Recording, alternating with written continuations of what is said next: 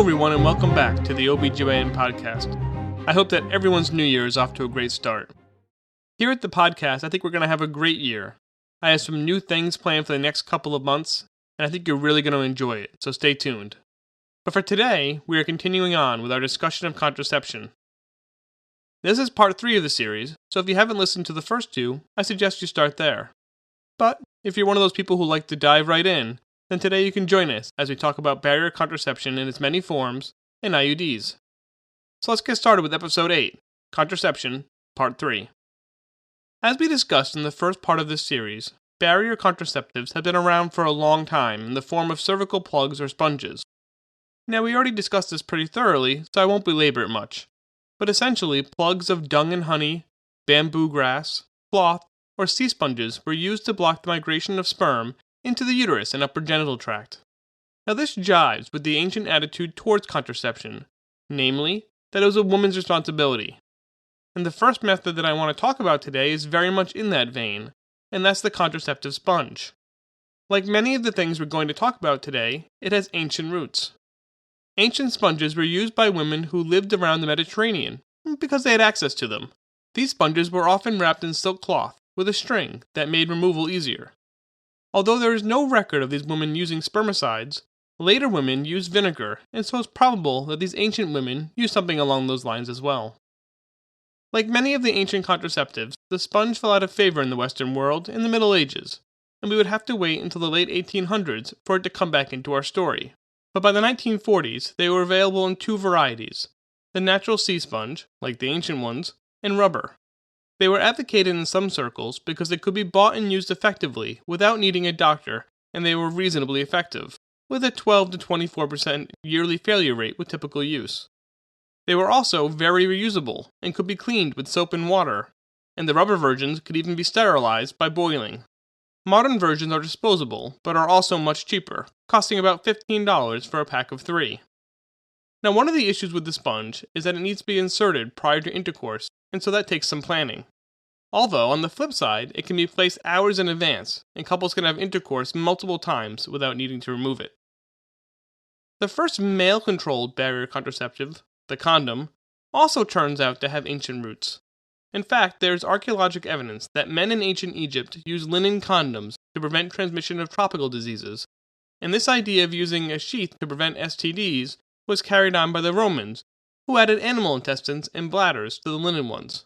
Now these early versions were not explicitly for contraception, although of course they were also getting that as well. The Chinese and the Japanese also had their own variations on condoms using silk paper and tortoiseshells, which shows the universality of the idea.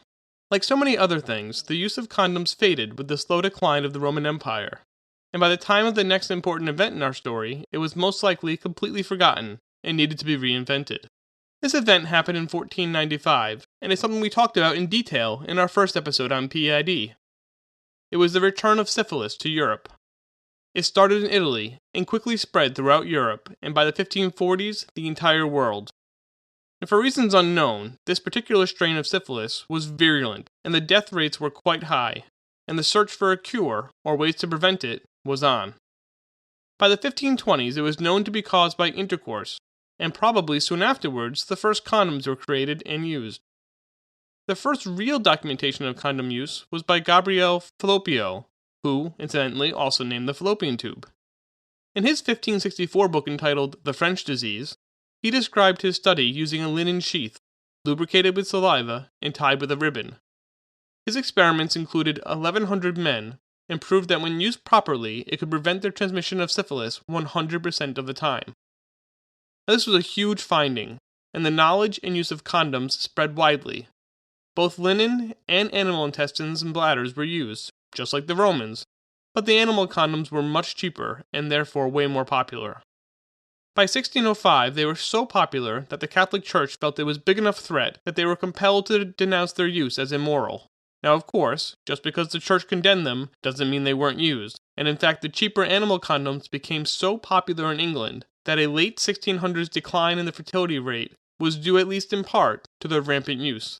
Condoms continued to evolve, and as techniques to soften and stretch animal intestines improved, the linen versions were discarded due to comfort and cost. The next major evolution of the condom would be about price rather than comfort, and was thanks to Charles Goodyear, who patented a technique for making vulcanized rubber in 1854. The first rubber condom from this material was produced in 1855, and although these new condoms were less comfortable than the traditional animal skin condoms, they were much cheaper. And so by the early 1900s, the rubber condom had taken over the market enough that the word rubber became synonymous with condom. As with each modern breakthrough in contraception, this was met by societal repression, and laws were enacted that restricted their sale. This attitude and the laws created by it, which we'll get to in a minute, were still in effect until after World War II. In fact, the US was so far behind the rest of the world in accepting condoms that the US troops were the only army sent to fight in World War I without condoms. Not surprisingly, this led STDs to become the largest reason for troops to be disabled. After World War II, in which thankfully our soldiers did get condoms, latex became the primary material for condoms, which helped them become even more popular because now they were very thin and could stretch up to 18 times their size, which decreased breakage. Latex has stayed with us, and most modern condoms are made of it, although they can also be made of polyurethane, polyisoprene, and old-fashioned lamb intestine. They all have a similar effectiveness when used for contraception, with about a 2% failure rate per year with perfect use. With typical use, however, that slips to 18%, but it is still way better than the 85% rate with nothing. The non-latex versions are also useful in those with latex allergies.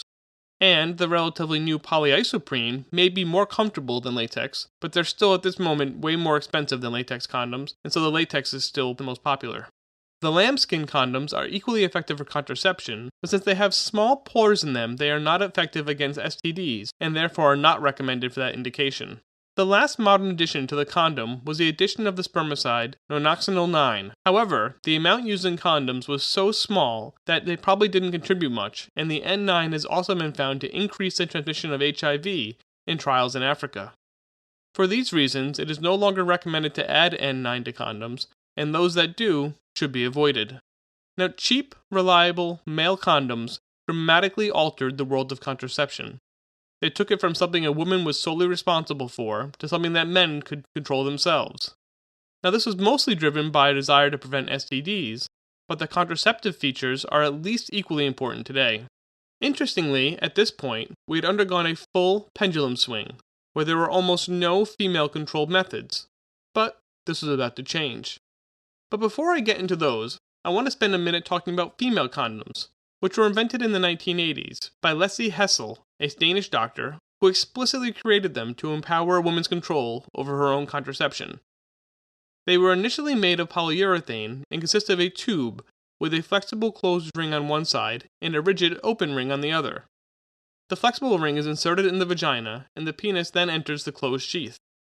These are about as effective as the male condom, with a 5% failure rate with perfect use and 21% with typical use. And because the external ring covers a large amount of the vulva as well, it also protects against contact STDs like molluscum and herpes.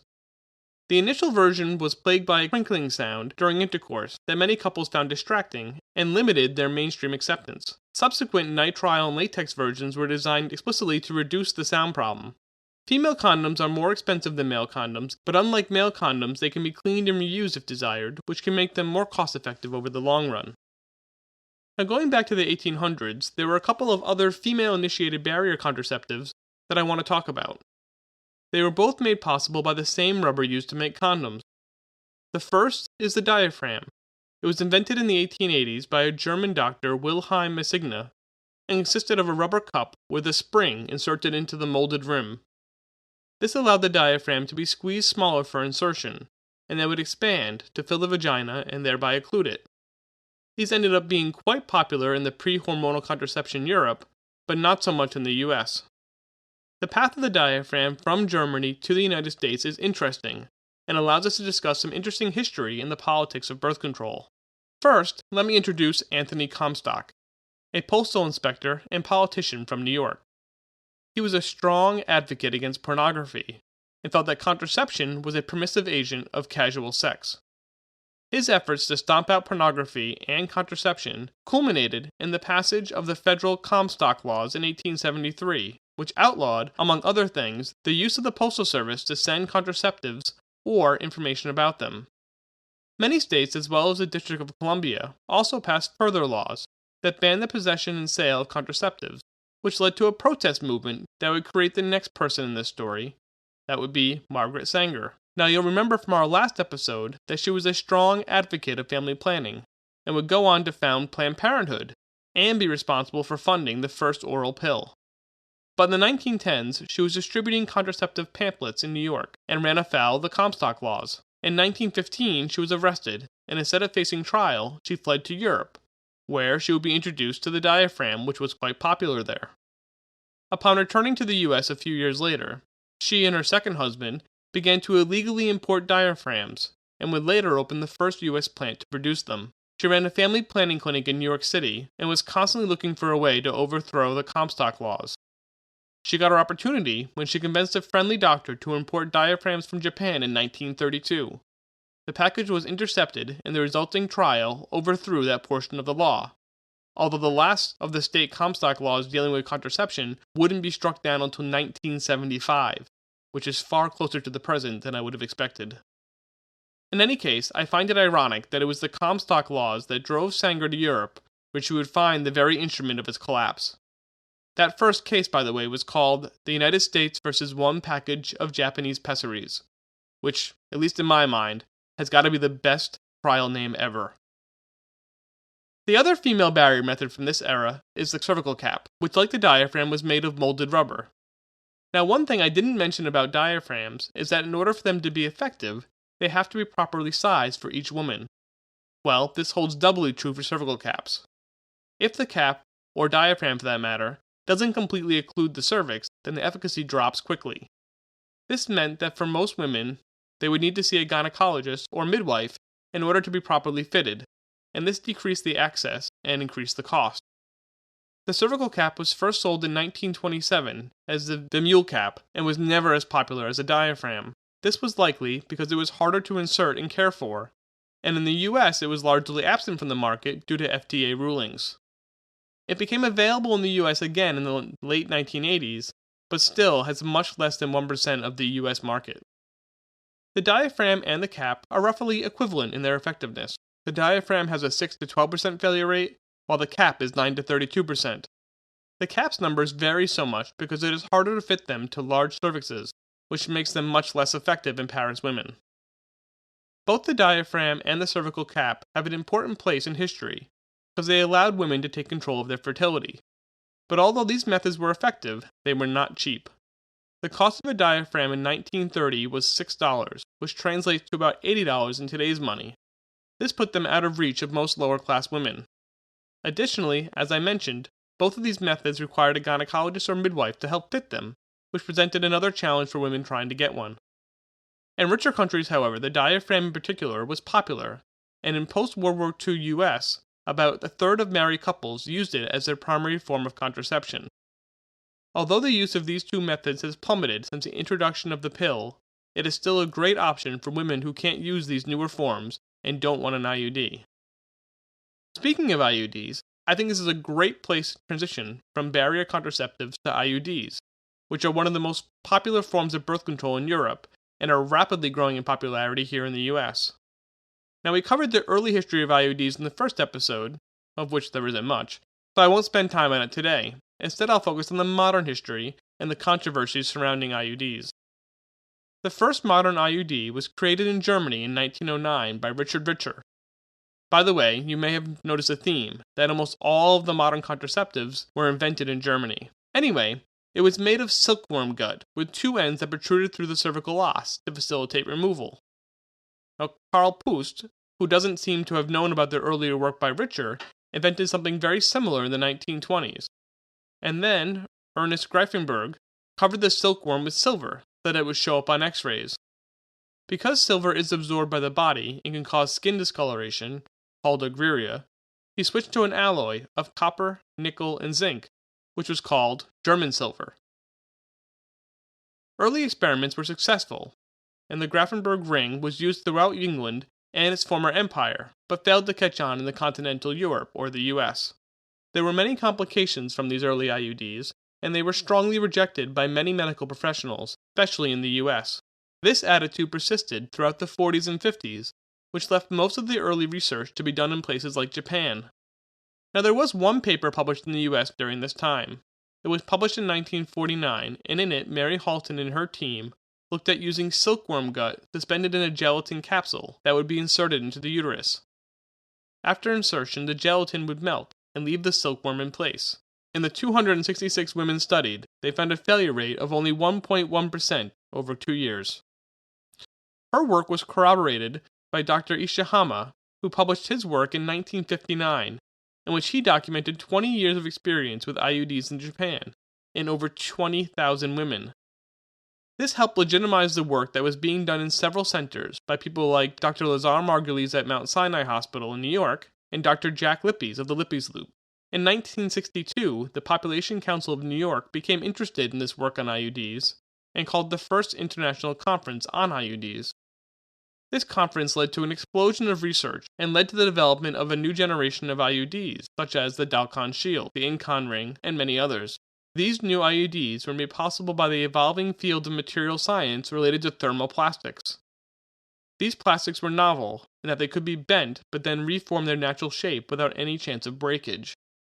This allowed them to be collapsed for easier insertion and then to expand once inside the uterus.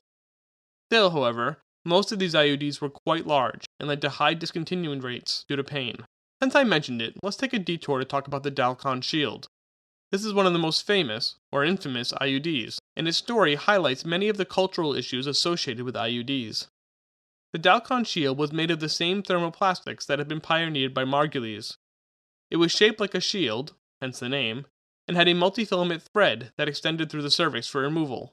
For those of us used to the modern T design, it is a very strange-looking IUD, and the width of it made it very difficult to remove.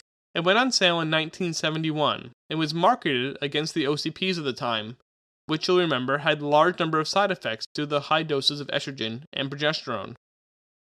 Starting in 1973, the CDC started to investigate complications caused by the Dalkon Shield, and found that using it resulted in increased rates of septic abortion, resulting in dozens of fatalities.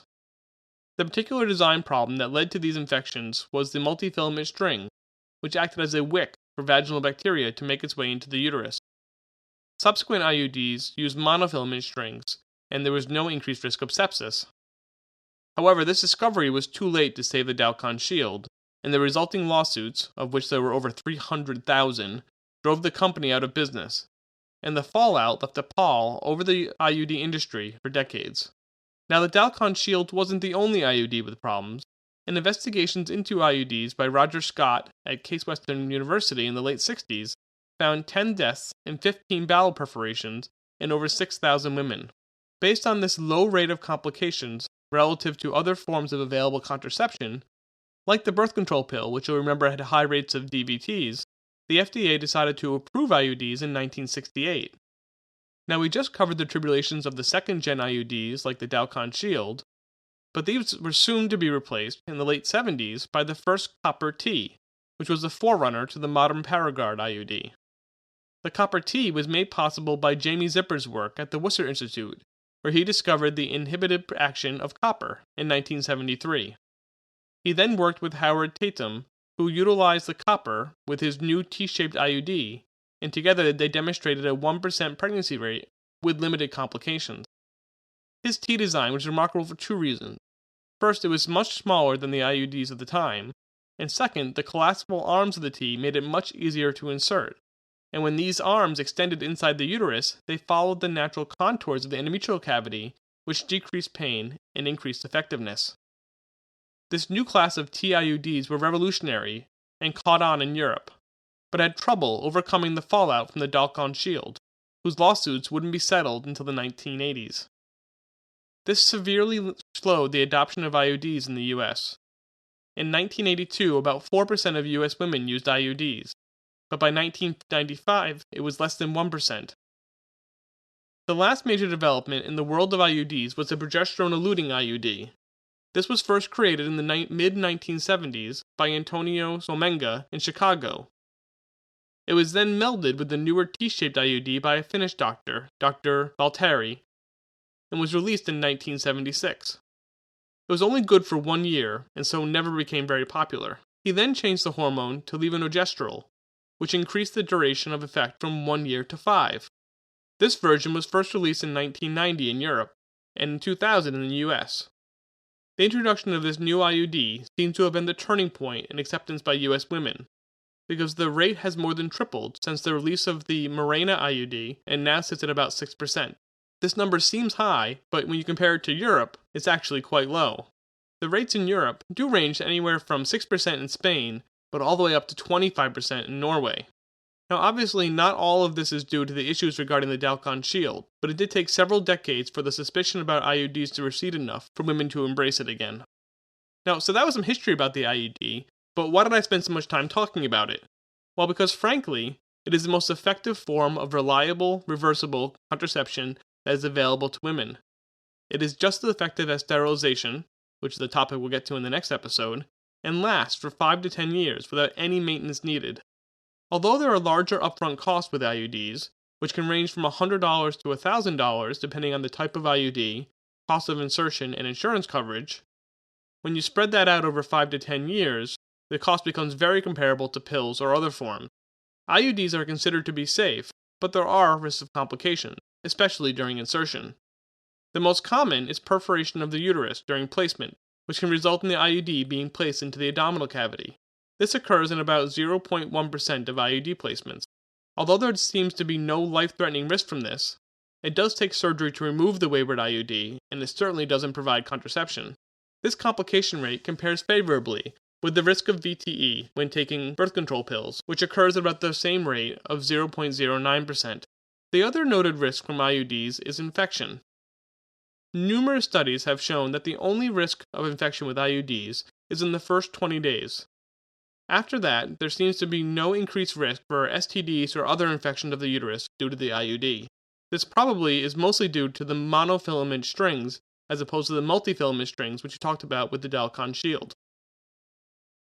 Now to take a step back, there are currently 2 different types of IUDs available to women, and we've already talked about both of them. The first is the copper T in its various forms, and the second is the Levonorgestrel IUDs. They are equally effective, but each comes with its own risks and benefits. The copper T, or Paragard in the US, lasts for 10 or more years, and the most common side effect is heavier menses, with about 60% of women reporting increased menstrual flow. It can also cause instrumental bleeding, bloating, increased menstrual pain, but these happen at much decreased rates as compared to the heavier menses. All of these symptoms seem to dissipate by 12 to 24 months. Now there are other copper IUDs available throughout the world. There are 5-year and 3-year versions, as well as shorter ones for nulliparous women. The other main type of IUD, the Levonorgestrel Iud, secretes its hormone over a 5-year period, and its pros and cons are both directly related to the effect of progesterone on the endometrium. Almost all women who have the Levonorgestrel Iud develop some change in their menstrual cycle, with 12% having shorter periods, 20% who stop having them altogether, 24% with unpredictable bleeding, and 4% with heavier or longer periods. These menstrual effects usually settle out over 3 to 6 months, and women should be counseled adequately, as these menstrual effects, especially the random bleeding, is the most common reason why women request removal. As a note, the Levonorgestrel Iud, due to its actions on the endometrium, can be used for many other clinical scenarios, including endometriosis, menorrhagia, and endometrial hyperplasia, amongst others. Now these are outside the scope of today's conversation, but the Levonorgestrel Iud has been a boon for many areas of GYN outside of contraception, and I thought that merited a mention. In any case, both IUDs offer great, maintenance-free, cost-effective contraception, and if women are adequately counseled regarding the side effects, the retention rates are high. IUDs are especially valuable in areas of the world without regular access to healthcare practitioners. IUDs can be inserted, and then no further visits are needed for the rest of the lifespan of the IUD. The copper IUD is particularly suited for this, and its use has skyrocketed throughout Southeast Asia, and especially in China, where it has been used to help enforce the one-child policy. But even in wealthier countries, the IUD is slowly but surely finding its way into the lives of many women, and I hope that we are not done innovating in this space. So we are now coming to the close on reversible contraception, and I think we have laid out the various forms and their pros and cons. Each method, from withdrawal to barrier to pills to IUDs, have their place in modern society, and their prevalence will wax and wane with their cost, women's access to healthcare, and societal pressure. Now, I dragged us through all this history because I hope that if we understand that we already tried to suppress contraceptive access and failed, like the Comstock laws of the early 19th and 20th centuries, then we won't try again. Unfortunately, this seems to be exactly what the Republican Party in the US is hellbent on trying to do. It seems that every generation of women will need a Margaret Sanger, or perhaps many of them, to fight for their contraceptive rights. This is a fact that makes me a little sad, but also drives me to keep fighting. I hope that this podcast, even though I'm sure it's mostly preaching to the choir, so to speak, will help in some small way, and reviewing this topic has certainly motivated me to do more. And with that, I think I will end our discussion on reversible contraception. In our next episode, we will talk about sterilization and its many forms, and so I hope you'll join me. And until next time, thank you for listening.